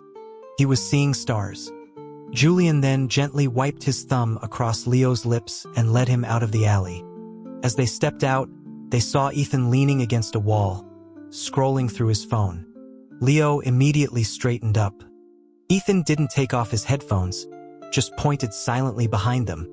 A large group of students in their school uniforms were walking towards them, laughing and talking. He was looking out for them. Julian was also extremely embarrassed, but for a different reason. The school's toughest guy vowing to get a 450. He wasn't sure if the story would be classified as horror or comedy, but either way, it was humiliating. He slung an arm around Ethan's shoulders and said with forced nonchalance that he would just have to kill him to silence him. Ethan retorted, asking if he was going to kill him with his 450. Julian told him to get lost.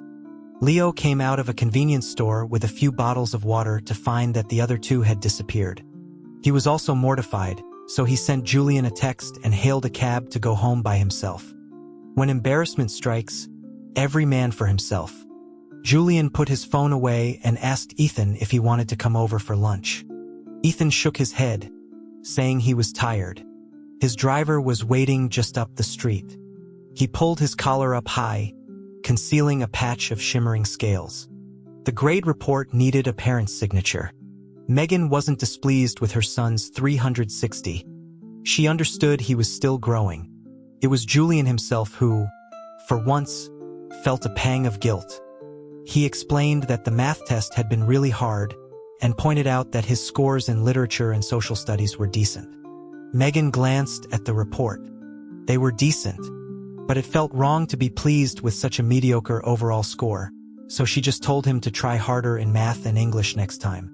He promised he would, and that he was going to the apartment next door to study right away. After putting the report away, he fussed with his hair in the mirror and asked his mom if she thought he should get a haircut. She glared at him, reminding him that she had been nagging him to get one for weeks before the holiday, and now he wanted one? The New Year celebrations weren't even over yet. It was bad luck. Julian took a moment to recall some old superstition about not cutting your hair during the first lunar month. He pointed out that he didn't think his hair had any connection to her brother's well-being. She stood her ground. They had a family gathering in a few days, and she didn't want him to deliberately upset his uncle. Given that his uncle's opinion of Thunderbirds was already quite low, Julian decided it was best to wait. He went to 1302 to study that afternoon and asked Leo if he really thought Ethan's new haircut looked good. Leo was in the middle of a math problem and his brain didn't immediately process the question. He asked what was wrong with Ethan's haircut. Hadn't he just trimmed it a bit? Julian confirmed that he had, but that Leo had looked at him several times. Leo was exasperated by his endless jealousy. He had to explain carefully that he wasn't looking at him. He was looking at the bandage on his forehead. Julian asked what was so interesting about a bandage. Leo shot back, asking what was so interesting about Ethan's new haircut. Julian retorted that he wouldn't know, since Leo was the one who was looking. Leo was speechless. Julian grinned and admitted he was just teasing him. Leo threw a pen at him and told him to get back to his math. Julian complied. He didn't want to have to eat his test paper. He needed to get that 450. The afternoon sun seemed to favor the small bedroom, lingering until the very last moment before slowly sinking below the horizon. Time flowed peacefully, the air filled with the scent of hot chocolate.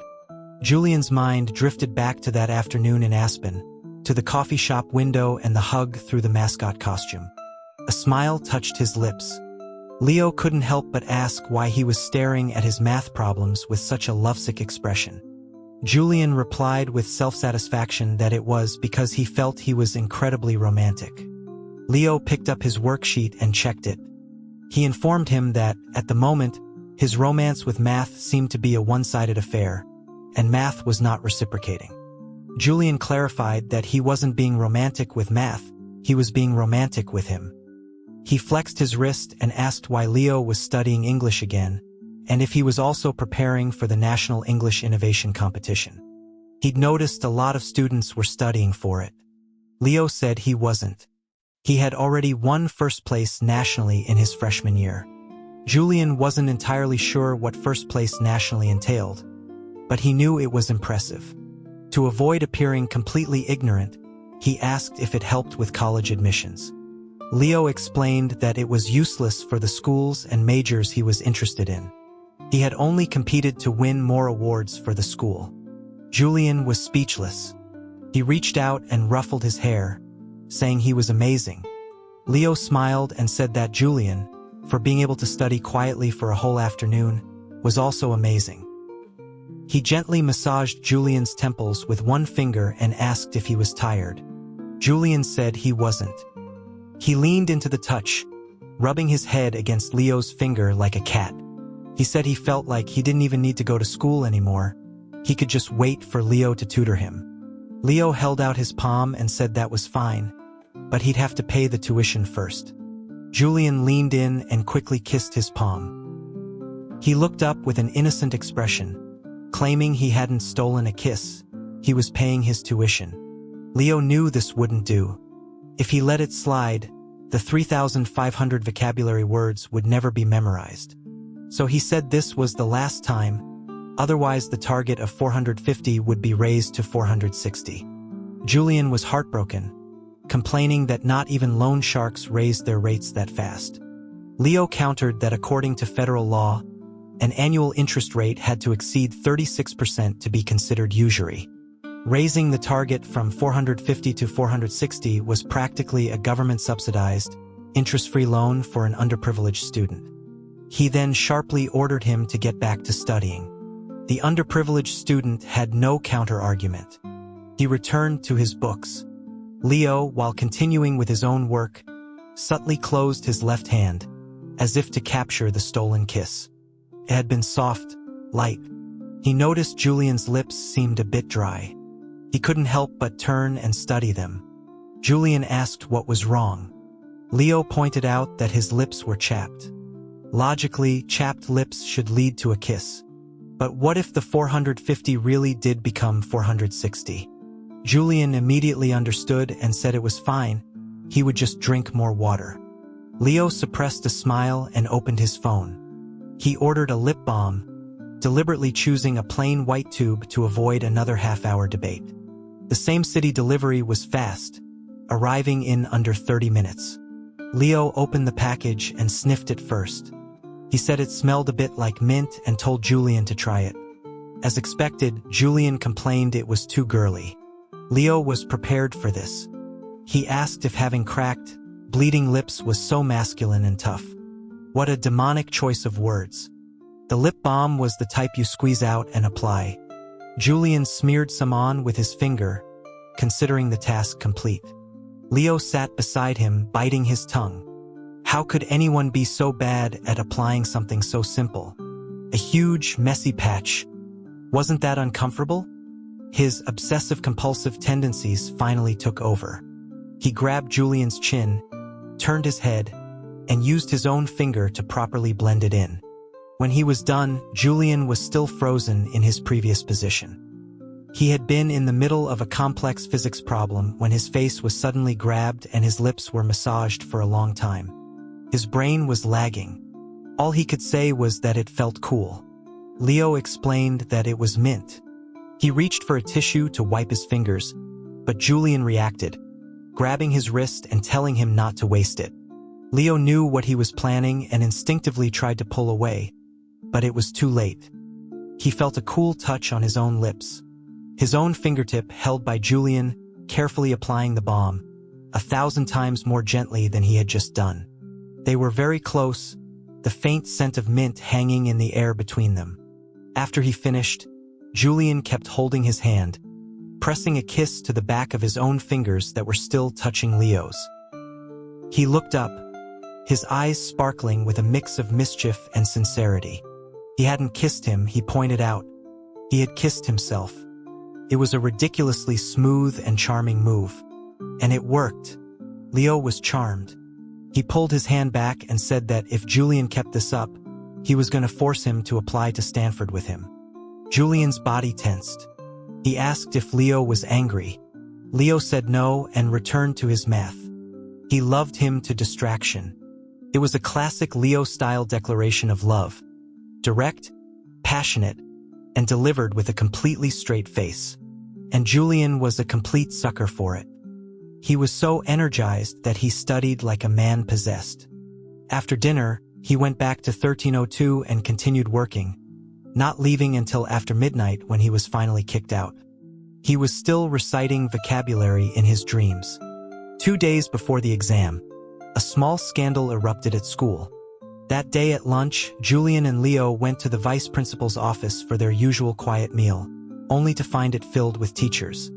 The sight was so intimidating they were momentarily stunned. The vice principal, Mr. Davidson, stood up and told them it was fine. They were just leaving for a meeting. The two students stood respectfully by the coffee table as the school's administration filed out. The dean of students, Mr. Newman, was the last to leave. He glanced at the two tall, handsome boys. Julian, in particular, looked like a troublemaker. The dean issued a telling them they were about to be seniors and should focus on their studies. There would be plenty of time for dating in college. Julian and Leo exchanged a look. Mr. Newman left, oblivious to the fact that he had just struck a nerve. Leo asked in a worried whisper if they had been exposed. Julian reasoned that if they had, it would have been the vice principal himself having a talk with them. He sent a text to Gabe, who replied a few minutes later with the full story. The whole school was talking about a senior in the advanced physics program. After securing his own early admission to a top university, he had started dating a girl from another science class. Apparently, he was a bit of a jerk. The details were unclear, but the result was that the girl's grades plummeted from the top 20 in her grade to below 500. Her parents had even come to the school that morning to complain. Julian took the opportunity to make a dig at the red-haired Alex, saying this was why you should stay away from the competitive academic types. Leo, reheating their lunch, ignored him. Julian lounged on the sofa and remarked that he had been with Leo for so long. He had almost forgotten that the normal effect of a high school romance was to ruin your grades. Leo, wiping his hands, said he would try his best to influence Julian from the bottom of the grade rankings into a top-tier university. He then sent a text to Mike, him to be careful. With a scandal like this, the school was bound to crack down on dating. Gabe's gossip updates were practically in real time. Before they had even finished their lunch, the story had evolved from a romance between a science genius and a fellow student to the girl's anonymous blog has been discovered, and then to a critique of the vice principal. Leo didn't understand what it had to do with Mr. Davidson. Julian handed him his phone. The girl's blog was a chaotic mix of entries about her relationship and the overwhelming pressure of her studies. She mentioned the vice principal, saying that since he had arrived, the pressure had intensified, and she needed medication to keep up. She wrote about feeling like she was on the verge of a breakdown. A local news outlet had picked it up, twisting it into an article accusing Mr. Davidson of recklessly imposing the high-pressure model of his previous school onto Bayview High, leading to this kind of situation. Leo considered it. Since Mr. Davidson's arrival, besides the extended study halls and the phone ban, things hadn't seemed that different. He asked Julian if he felt the pressure was too much. Julian answered honestly that his primary source of pressure was Leo, and it had nothing to do with the vice principal. The online furor continued, likely fueled by rival schools and Mr. Davidson's political opponents. The rumors and criticism only started to die down after Bayview High's first monthly exams were over. The last exam was English. Leo finished half an hour early and waited under the sycamore trees outside the Oak building. Julian, due to his poor performance last semester, was back in the annex building for this exam. Julian was the last one out, running to catch up as the bell rang. He held out his hand and asked for the answer key. Leo was surprised by his eagerness. He pulled a folded piece of paper from his pocket and asked if Julian had done well or not. Julian, checking his answers, said he had understood the entire first listening section. He was so shocked by it that he lost focus at the beginning of the second section and missed a few sentences. Leo was speechless. Julian was acting like a pauper who couldn't handle sudden wealth. He confirmed that the first section was all correct. He handed both his and Leo's answer sheets back and told him to look. Leo smiled and confirmed that he had gotten them all right. He asked what kind of reward he wanted, offering to treat him to spicy crawfish. It was a promise he'd made when he first transferred to Bayview, one they had yet to fulfill. Julian's dietary restrictions had been relaxed a bit this semester, but only to restaurants pre-approved by his mother. Unknown hole-in-the-wall places were still off-limits. So he made a counteroffer. He didn't want crawfish, he wanted a nice meal. Leo agreed, looking over his answer sheet. A score of 90 seemed very likely. He said even 2 nice meals were fine and asked where Julian wanted to go. Julian sent a text to his mother, saying he was going out for dinner that night and asking for a recommendation that wasn't too expensive. Megan quickly replied, suggesting her friend Joanne's new place. It was a Western restaurant, she said, and knowing how frugal Joanne was, she definitely wouldn't waste money on expensive supernatural ingredients. Julian asked Leo if he was okay with Western food. It was close to the school, in the Ocean View Center. Leo told him to just pick a place, but not to fight him for the bill. It was his treat. Julian agreed enthusiastically. Being treated was a wonderful feeling. Megan had only sent an address and the name of the place, something called the Cooking Studio, on the top floor of the Ocean View Center. The entrance was small and it took them a while to find it. The hostess had clearly been expecting them and warmly said their spot was reserved. She then handed each of them an apron. Julian felt that something was off. He glanced at Leo. Leo was also confused about why a Western restaurant would hand out aprons before seating them. But seeing Julian's calm demeanor, he wondered if he was just inexperienced with fine dining, and didn't question it. They were then led into a large classroom. A classroom. The Cooking Studio was a culinary school. Or rather, a place where homemakers or young professionals could come on weekends to learn a few dishes as a hobby. Much like the flower arranging or pottery classes that had been popular a few years ago. Business was good.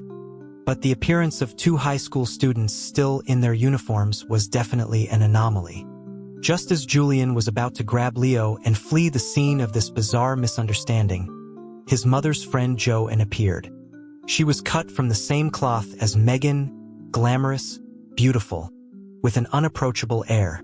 She greeted them warmly, saying it was sweet of Julian and his friend to come make a cake for his mother after their exams. Only then did they notice the PowerPoint presentation on the screen at the front of the room. The theme was for the upcoming Mother's Day. Bake a cake for mom with your own hands. It was all very pink and heartwarming. Leaving was no longer an option. Julian could already imagine the disastrous consequences of publicly refusing to bake a cake for his mother in front of her friend. He whispered to Leo, asking if he was hungry, and suggested they just get through this first. Leo whispered back that he wasn't hungry, but he didn't know how to bake. Julian said they would just have to wing it, there was a teacher, after all. He remembered Leo's self-mutilating attempt at cooking during Ethan's birthday party. As they washed their hands, he warned him not to touch any knives or hot objects. Leo, who had never been in such a situation before, was completely lost. He had hoped to rely on Julian, but when the instructor said to carefully separate the egg whites from the yolks, he saw Julian casually juggling 2 eggs in his hand like an old man playing with walnuts, seemingly determined to scramble them inside the shell. Leo's hope died. He told Julian to just stand aside. It was a chiffon cake, which the instructor said was a basic recipe. Leo figured his intelligence should be sufficient to manage it. Julian initially tried to help, but he managed to pour oil into the perfectly whipped egg whites, earning him a furious glare from Leo that puffed up his cheeks like a blowfish. He sheepishly retreated and stayed out of the way. Bored, he sent a text to his mother, accusing her of deliberately tricking them into coming here as unpaid labor. He even sent a picture of Leo whisking egg whites. Megan was at a spa, and the text made her laugh so hard her face mask wrinkled. She apologized while simultaneously choosing a new restaurant for them. But her son replied with a defiant message, telling her to just wait. They would make her the biggest, most luxurious cake ever. Megan, who had been chuckling, felt a sudden warmth spread through her chest, and her eyes welled up. She didn't know how to reply. Julian, oblivious to the fact that he had just touched his mother's heart, continued to wander around aimlessly. He eventually ended up squatting next to Leo, complaining about the lack of chairs and wondering if chefs never needed to sit down. Leo mostly ignored the repetitive drone. After putting the cake in the oven, he started practicing piping frosting flowers. As he stepped back, he felt a soft, plush weight under his heel. He assumed it was a piece of paper or a cloth and paid it no mind. Julian, completely unprepared, let out a muffled cry of pure agony, his face turning pale. He looked down in shock at what Leo's sneaker was crushing. His tail. His tail. The pain was secondary. The possibility of a fracture was secondary. When it had even appeared was secondary. Julian looked up at the bright fluorescent lights in the middle of the classroom and clenched his right fist. The air around them crackled. Tiny blue-violet sparks of electricity suddenly expanded. The light fixtures overhead flickered violently and then, with a sharp pop, the entire floor plunged into darkness. There were gasps and screams from around the room. The instructor quickly tried to calm everyone, saying it was probably just a tripped circuit breaker and that everyone should stay put. In the chaos, Julian retracted his tail and stood up. He used his phone's flashlight to pull Leo close to him, telling him it was okay. Leo was still holding a bowl of whipped cream. The countertop was too cluttered to put it down in the sudden darkness, and he was afraid of knocking something over. Now he turned to look at Julian. His hand went slack, and the entire bowl of cream clattered to the floor. Julian told him to be careful and started looking around for a cloth.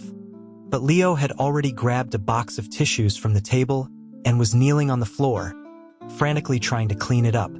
After he picked up the steel bowl, all that was left was a sticky puddle of cream.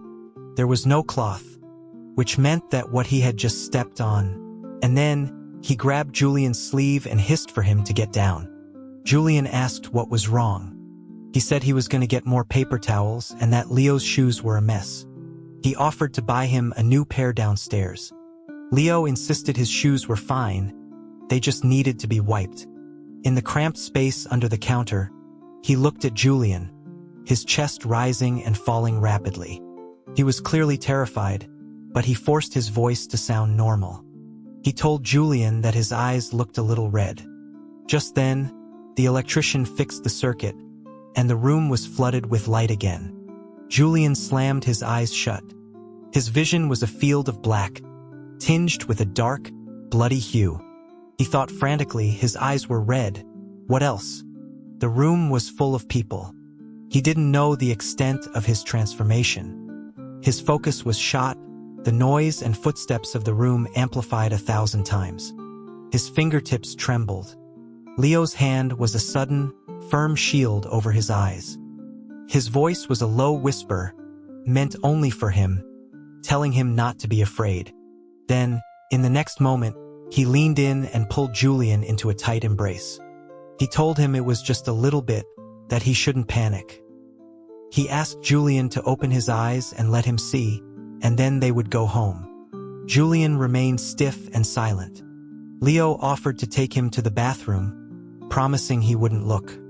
Julian's throat worked. He gritted his teeth and opened his eyes, keeping his head down. Leo carefully leaned in, his gaze meeting Julian's through the messy fringe of his hair. He visibly relaxed and said it was okay now. Seeing Julian's disbelief, he opened his phone's camera and showed him. Julian hesitantly looked at the screen. It was fine. Really fine. He looked a little frantic, but there was nothing else unusual. The classroom was a disaster. The cakes were ruined. The instructor was apologizing to everyone, offering compensation. Julian and Leo grabbed their backpacks and slipped out the back door. The early spring wind was cold. As it hit their faces, they realized they were both drenched in sweat. The cab ride was silent. The boys were silent. Julian's silence was understandable. Leo's was even more so. He had first been startled by the blood-red eyes, the wild, fantastical theories from before rushing back into his mind. Before he could even process that, his next thought was that no one else could see. His instinct was to cover Julian's eyes, to comfort him, even though he himself was about to have a panic attack. He was still in a state of shock. The subway line near the Shoreline lofts was under construction, causing a traffic jam. The driver dropped them off at an intersection, leaving them with a 5-minute walk. The street was brightly lit, and the evening street food vendors were out in full force, spicy hot pot, egg cakes, roasted chestnuts, their steam and aroma filling the air. One stall was called Bigfoot Burgers, its owner wearing a furry gorilla mask. Whether as a gimmick or a confession, it was hard to say. The line was long. Julian finally broke the silence, asking Leo why he wasn't talking. Leo replied that he thought Julian wanted him to be quiet. Julian raised his hand, a habitual gesture to ruffle Leo's hair, but hesitated mid-air. Leo asked if he needed a written invitation to touch his head. It was the same old Leo, sharp-tongued and endearing, seemingly unchanged by what had just happened. Julian gently patted his head and said in a soft, nasal voice that he should get some sleep tonight. After that, they walked the rest of the way in silence, until the elevator doors opened on the 13th floor. Leo took out his keys, then turned to look at Julian, who was walking towards 1301. On impulse, he called out for him to wait. They went to the stairwell, out of sight of the security cameras, as if they were about to conduct some clandestine affair. But they didn't. Even Leo didn't know why he had stopped him. He just felt that things were left unsaid, but he didn't know where to begin. In the end, he just reached out and kissed Julian's eyelids, a soft, reassuring gesture. He told him not to be afraid. Julian's voice was hoarse. He said that should be his line. Leo looked at him, his expression a mixture of apprehension and earnestness. He told him he didn't have to say it. He wasn't afraid. Megan was back from the spa, reading a magazine on the sofa. When her son returned empty-handed, her expression was one of maternal condescension. A look that said, "I knew you two novices couldn't bake a cake and would just waste a bunch of ingredients." But Julian just dropped his backpack and collapsed onto the sofa next to her, resting his head on her shoulder without a word. She patted his cheek and asked why he was so down. Had he and Leo had a fight? He said no. Had he done poorly on his exams? He said no, the exams had gone fine. He rubbed his nose and confessed that he thought Leo had seen him today. Megan sat bolt upright, her eyes wide. She asked what he meant by seen. Before he could answer, she was calling for her husband. Julian Senor was in his study working. He thought his wife was calling him to come eat the cake his son had made, and he rushed out excitedly, only to find the coffee table empty and his son looking dejected next to his overly anxious wife. He asked what was wrong. Julian confessed that he had lost control of his powers again.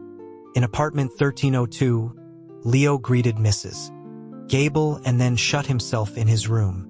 He hadn't eaten dinner, but he wasn't hungry. His mind was consumed with what had happened at the cooking studio. The bright white light of his phone screen, reflecting in those crimson eyes, had been so jarring it made the world feel unreal for a moment. He remembered their conversation in the bookstore about whether monsters existed, and the mascot bear on New Year's Eve who had so stubbornly wanted a hug. He leaned his head against the bay window, his heart pounding so hard it felt like it would burst from his chest. Do you believe monsters exist in this world? Did he? He supposed he did. The strange, fantastical thought was like a wildfire in a hurricane, so overwhelming that all semblance of logic was incinerated, leaving only the sound of his own pulse. After all, those beautiful red eyes and Julian's panicked reaction after the lights came back on. It was like someone caught with a devastating secret.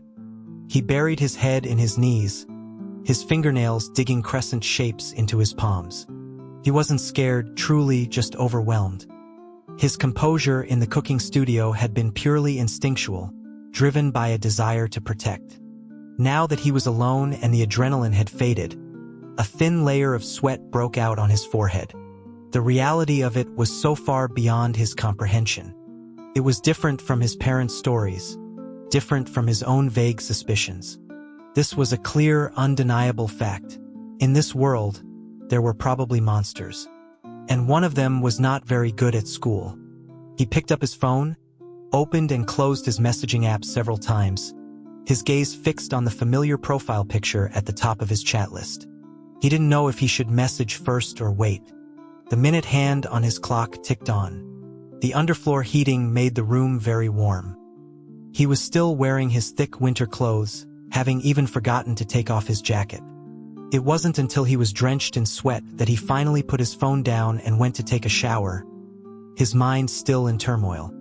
In the living room of 1301, Julian had given up on maintaining his human form.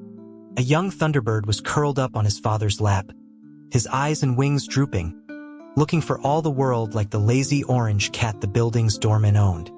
He was utterly silent. Julien, senor, and Megan exchanged a look. They were less concerned about Leo seeing his true form and more about another issue.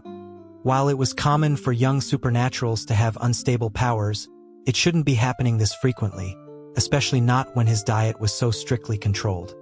They couldn't think of any reason for him to be losing control and sprouting a tail. Seeing his parents' silence, the young thunderbird nudged his mother with a wing. Megan reassured him not to worry. They would find a way to cover it up with Leo. The young thunderbird, remembering the hug in the dark and the whispered "Don't be afraid," felt a surge of courage. He transformed back into his human form and stood up, declaring that he didn't want to hide it anymore. He explained that Leo was smart and had already heard so many stories about monsters from his own father. More importantly, after being so bravely protected by Leo, he didn't want to repay him with a lie, no matter how well crafted. After all, being a monster wasn't a bad thing, was it? Megan, of course, disagreed. As much as she liked the boy next door, this was not a small matter. Julian turned to his father, not expecting much support. As the head of the local agency, he was supposed to be cautious and principled. To his surprise, his father hesitated instead of immediately refusing. Megan asked what he was thinking. Julien, senor, explained that he had received a report from Aspen a few days ago. They had started investigating why Dr. Adams was seeing supernaturals so frequently. There were no definitive results yet, but one of the creatures involved, a broken mirror demon who had been a colleague of the doctor's years ago, had been evasive during questioning, as if hiding something. Julian was surprised. He asked why they were investigating Leo's father, and if he was a supernatural. His father explained that according to the records, he wasn't. But 20 years ago, the system was much less organized. It was theoretically possible that he was an undocumented case. He added that Leo's own frequency of encounters was also unusually high. Julian's eyes lit up at the implication. But his father quickly cautioned him that there was no evidence yet. Julian asked if he could tell him the truth. His father shook his head no. He put a hand on his shoulder and said that while they both liked Leo very much, no human could easily accept the existence of monsters. This was for Leo's protection as much as it was for Julian's. That might be true, Julian thought, but Leo was different. He wanted to argue, but his parents were already discussing how to cover up the incident. So he went to his room and called Leo. The phone was answered before the first ring had even finished. Leo, who had just gotten out of the shower, had run to answer, banging his knee on his desk in his haste. He took a shaky breath and asked how Julian was. Julian lowered his voice and said he was fine, but that his mom might be coming over soon to check if Leo had been infected with his pink eye. He didn't know how else to explain it, just mumbled that he wasn't sick. He heard what sounded like a small laugh on the other end. Leo asked if that meant he wasn't coming over to study tonight. Julian asked if he could come over in the morning instead. Leo said that was fine. He then asked if they could talk on the phone again before they went to sleep. Julian exclaimed that they could talk all night. He heard the front door open. It must be his mother going to 1302. He hung up, feeling anxious. He paced around, unable to sit still, his palms sweating. When his phone finally buzzed with a message, it was from Lauren, asking about an in-game purchase.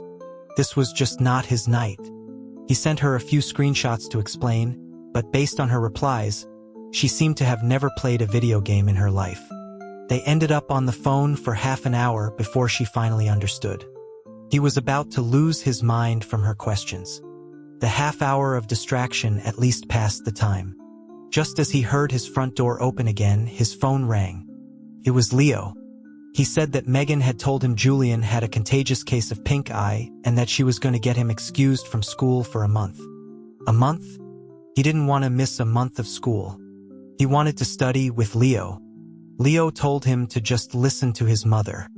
He said he would come over every night to tutor him. Well, in that case, maybe a month off wouldn't be so bad. A few minutes later, his mother came in and told him the plan. His father would take him for a full checkup, and then he would be under observation at home for a month. Julian asked with faux sincerity what he was supposed to do about all the schoolwork he would miss. Megan, unaccustomed to her son's sudden scholarly diligence, asked suspiciously if he was up to something. He protested, asking if he was even her real son. She patted his head and said of course he was. She promised to get him an online tutor so he wouldn't fall behind. An online tutor? He asked if Leo couldn't just tutor him. She said that Leo had his own studies to worry about, and besides, he now thought Julian had a contagious disease. She also explained that according to his father's instructions, he wasn't supposed to have contact with any outsiders for the month.